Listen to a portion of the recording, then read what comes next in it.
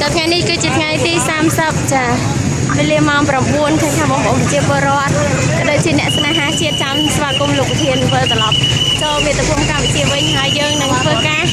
ហែកពួនទាំងអស់គ្នានៅថ្ងៃទី2ណាបងប្អូនប្រជាពលរដ្ឋខ្មែរទាំងអស់សូមអញ្ជើញចូលរួមចា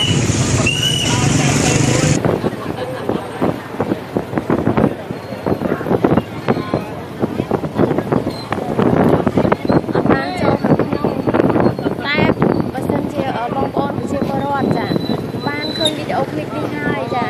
សូមឲ្យភ្នាក់ស្មារតីឡើងពីព្រោះថាការមកទទួលលោកប្រធាននេះមិនមែនជាការជួល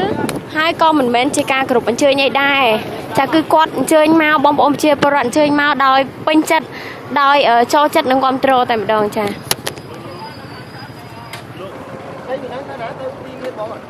ចាជីកង់ក៏អញ្ជើញមកចូលរួមដែរចានៅពេលនេះលោកប្រធានគាត់កំពុងតែធ្វើដំណើរដោយថ្មើរជើងចាចេញពីពលានយន្តហោះពោធិ៍ចិនតុង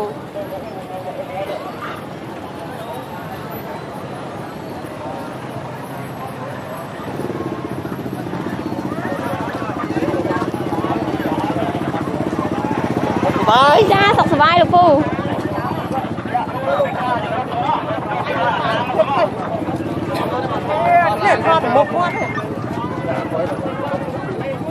ចាបងប្អូនប្រជាពលរដ្ឋចាំស្វាគមន៍លោកប្រធានដោយទឹកចិត្តមុតមែនតើចា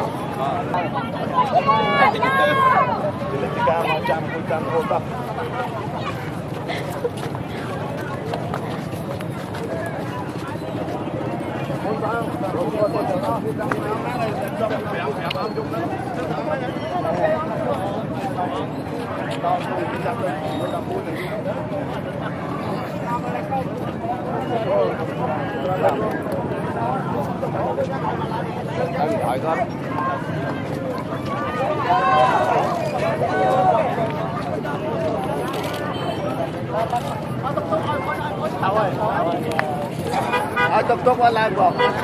ឲ្យតុកតុកឲ្យឡើងមកតុកតុកឡើងមកចិត្តទីឡើង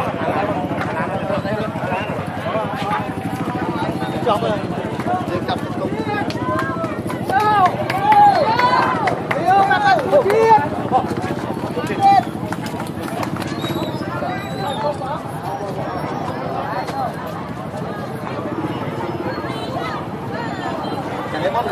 ចាំបងថ្ងៃនេះបងជើញចាស់ទឹកបាយអង្គការធ្វើការយើងគោលដៅអូខេ